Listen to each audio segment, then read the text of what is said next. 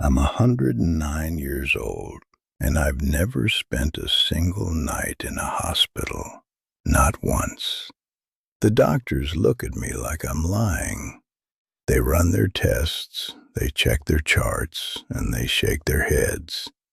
Last month, a young physician, couldn't have been older than 35, asked me to repeat my daily routine 3 times. He kept saying, "That can't be right. That can't be all there is." But here's the thing. It is. And I'm going to tell you exactly what I do, because I think you need to hear this before it's too late. My name is Samuel, though most folks around here just call me Old Sam. I was born in 1917, the same year the United States entered the First World War. I've lived through the Great Depression, through World War II, through the Cold War, through the rise of television and computers, and those little phones everyone stares at now. I've buried a wife, 2 brothers, and more friends than I can count. And yet here I am, sitting on my porch in rural Vermont, breathing just fine, thinking just fine, walking to my garden every single morning without anyone's help. Let me tell you about my father first, because this is where it all started. My father was a farmer, and he died at 52. Heart attack. Dropped dead in the field one August afternoon while the sun was still high. I was 19 years old, and I remember standing over his body thinking, this is not going to be me. That thought never left me. It shaped every single decision I made for the next 90 years. You see, my father worked himself to death. He never rested. He ate whatever was fastest, drank coffee like it was water, and slept maybe 4 hours a night. He thought rest was weakness. He thought taking care of himself was selfish, and the land took everything from him until there was nothing left to take. So here's the first thing I learned, and I learned it young. Your body is not a machine you can abuse and expect to keep running. It's more like a garden. You have to tend to it every single day, not with punishment, but with patience. Let me tell you what my mornings look like. I wake up at 5:30, same time I've woken up for the past 80 years. I don't use an alarm. My body just knows. The first thing I do is lie there for about 10 minutes. I don't jump out of bed. I breathe. I feel my body. I move my fingers, my toes. I give thanks that I woke up at all. That might sound simple to you, maybe even silly, but I promise you, gratitude first thing in the morning changes everything. It sets the tone. Then I get up slowly. I stretch. Nothing fancy, just simple movements my grandmother taught me when I was a boy. I reach for the ceiling. I bend toward my toes. I twist my spine gently left and right. This takes maybe 15 minutes. Most people skip this. They jump out of bed, rush to their coffee, check their phones before their feet even touch the floor. And then they wonder why their backs hurt, why their necks are stiff, why they feel exhausted before the day even begins. After stretching, I walk outside, rain or shine, summer or winter. I walk to my garden and I stand there for a few minutes, just looking. I watch the birds. I listen to the wind. I touch the leaves of my tomato plants. This is not exercise. This is connection. This is reminding myself that I am part of something larger than my own worries. Breakfast is simple, always has been. 2 eggs from my neighbor's chickens, a slice of bread I bake myself every few days, and a cup of hot water with lemon. Not coffee.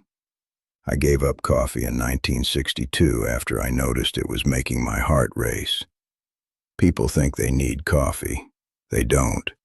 They need sleep. They need calm.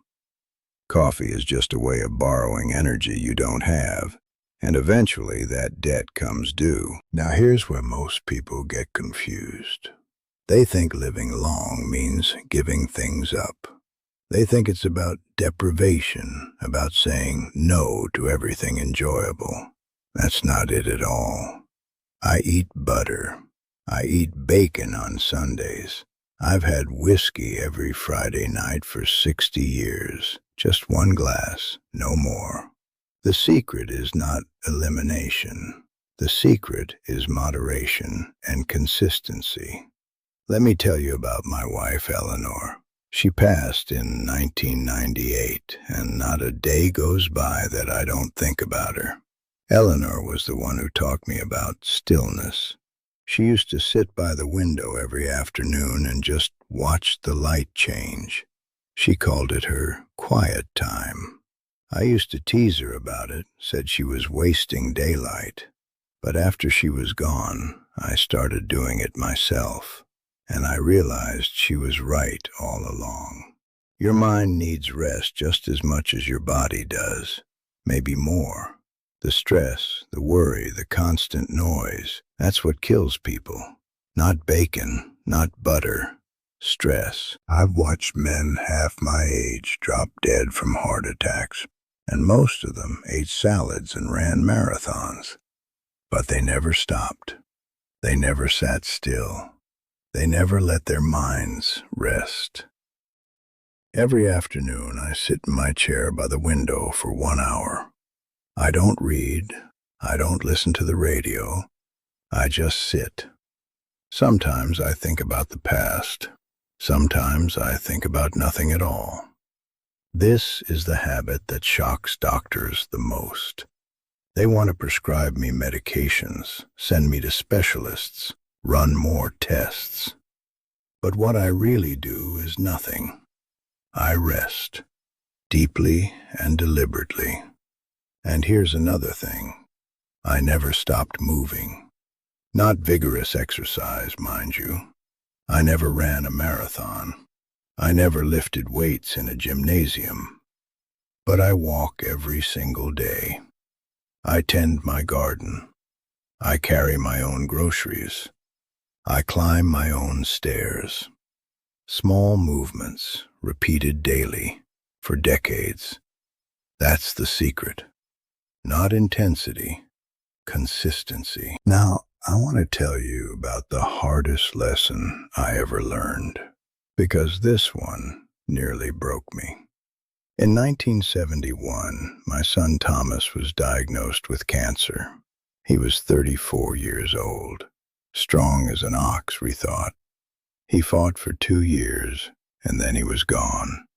I remember sitting in the hospital room, watching machines breathe for him, and I thought to myself, what's the point? What's the point of all this careful living if the people you love still get taken?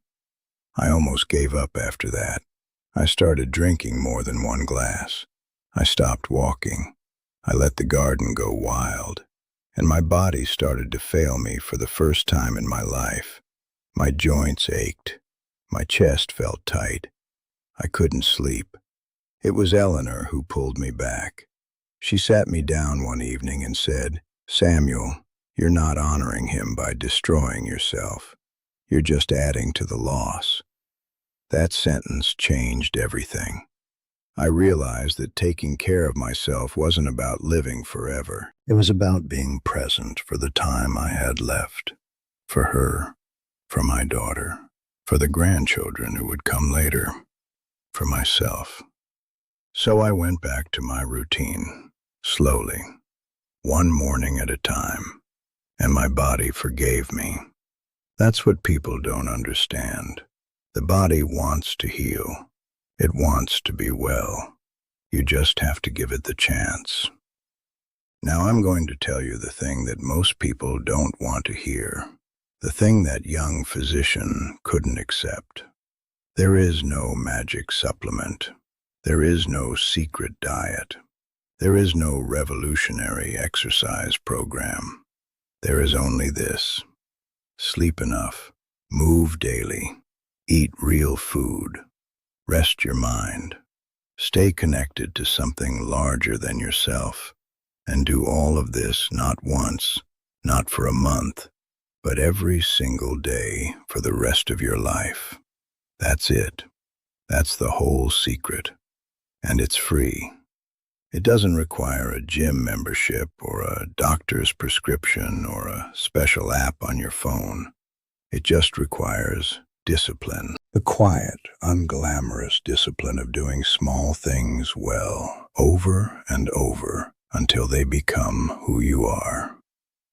I'm 109 years old. I've never spent a night in a hospital. And I'm not special. I'm not lucky. I'm just consistent. I made a decision at 19, standing over my father's body, and I've kept that decision every single day since. You're going to make a decision too. Maybe not today, maybe not tomorrow, but eventually life will force you to choose. Will you run yourself into the ground like my father did, or will you tend to yourself like a garden with patience and care and love? I already know what you're capable of. The question is whether you know it too. Tell me your story in the comments. Tell me what you're struggling with, what you're trying to change. I read every single one of them. It makes this old house feel less quiet. And if something I said today meant anything to you, subscribe. Do it for the person you'll be in 20 years, so they don't have to learn these lessons the hard way. And if you know someone who needs to hear this, a friend who's running too fast, a family member who never rests, share this with them before it's too late. Life is shorter than you think, even when it's as long as mine. Don't waste it. Tend to your garden every single day.